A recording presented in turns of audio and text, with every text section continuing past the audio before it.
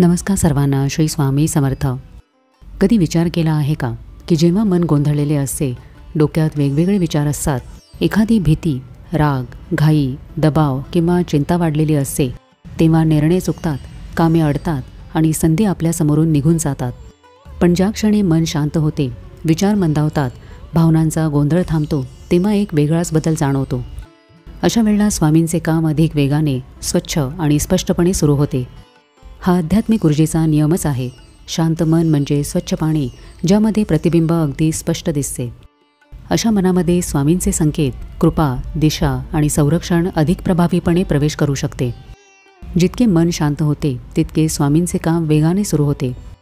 मनात शांतता असेल तर संकेत स्पष्ट ऐकू येतात, दिशा कळते, निर्णय योग्य होतात आणि फळे लवकर मिळू लागतात.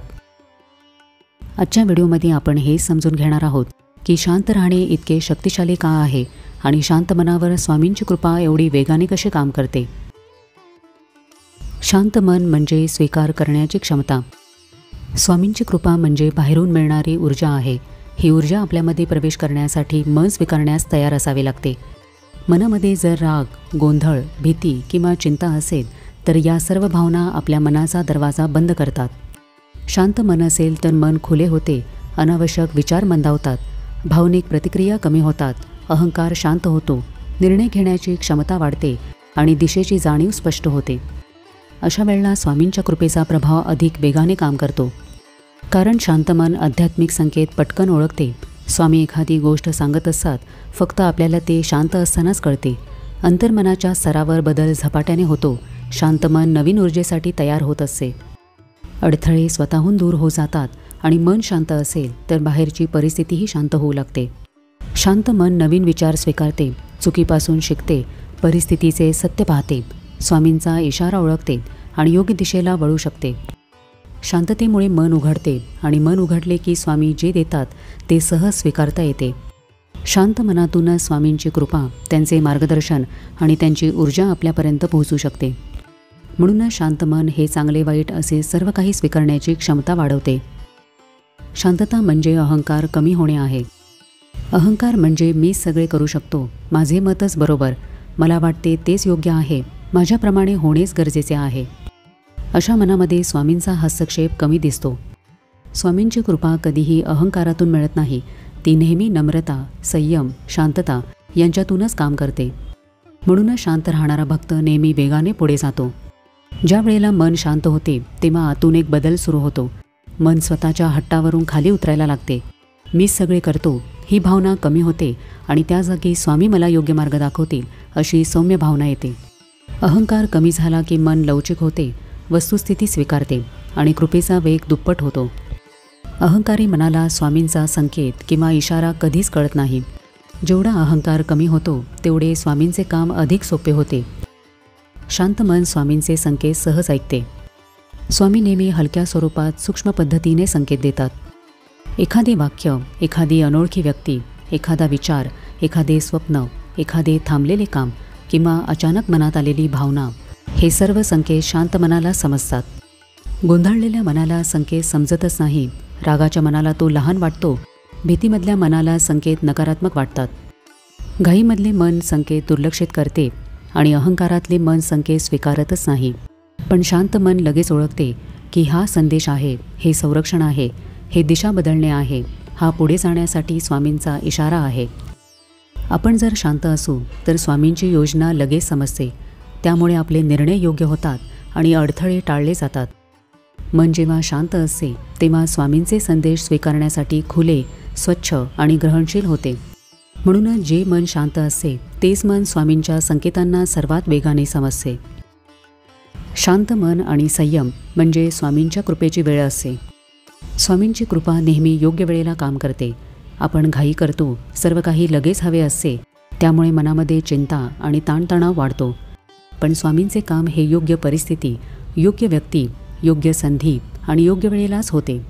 ही सर्व वेळ एका शांत मनाला समजू शकते. जसे की नोकरी मिळायला उशीर होणे, एखाद्या कामाची प्रतीक्षा वाढणे, लोक दूर जाणे किंवा एखादी संधी थांबणे.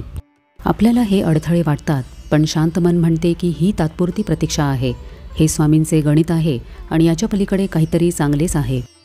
शांत मन प्रतीक्षा करू शकते आणि प्रतीक्षा केल्यानंतर कृपा नेहमी पूर्वीपेक्षा मोठी मिळते. संयम म्हणजे फक्त थांबणे नाही, तर योग्य वेळेची प्रतीक्षा करण्याची क्षमता आहे. जर आपण आपले मन शांत ठेवले आणि संयम ठेवला तर मनामध्ये स्थिरता येते, निर्णयामध्ये घाई राहत नाही, ऊर्जा संतुलित राहते. चुकीचे लोक आणि चुकीची दिशा आपोआप सुटतात. स्वामींचा संकेत अधिक स्पष्ट ऐकू येतो. जो संयमी आहे तो स्वामींवर संपूर्ण विश्वास ठेवून योग्य वेळेची वाट पाहतो आणि स्वामी अशा भक्तासाठी योग्य वेळेला योग्य गोष्ट घडवतात. म्हणूनच शांतता आणि संयम ठेवला की स्वामींच्या कृपेचे दार उघडते. मनाची शांतता म्हणजे आतल्या ऊर्जेची वाढ आहे.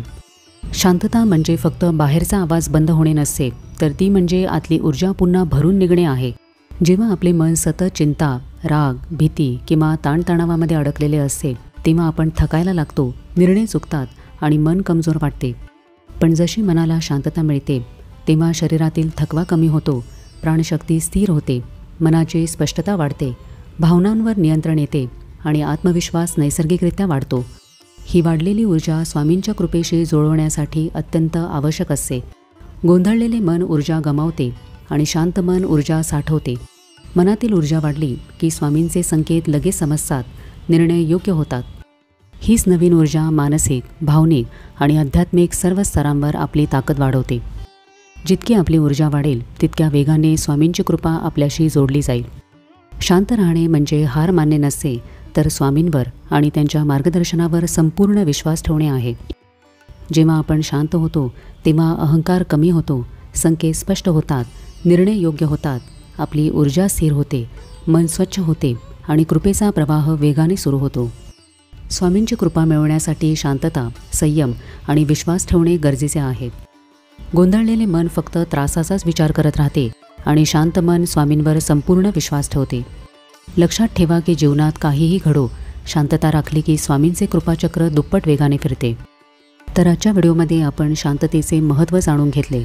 मन शांत ठेवल्यामुळे स्वामींची कृपा अधिक वेगाने कशी काम करते हेही जाणून घेतले.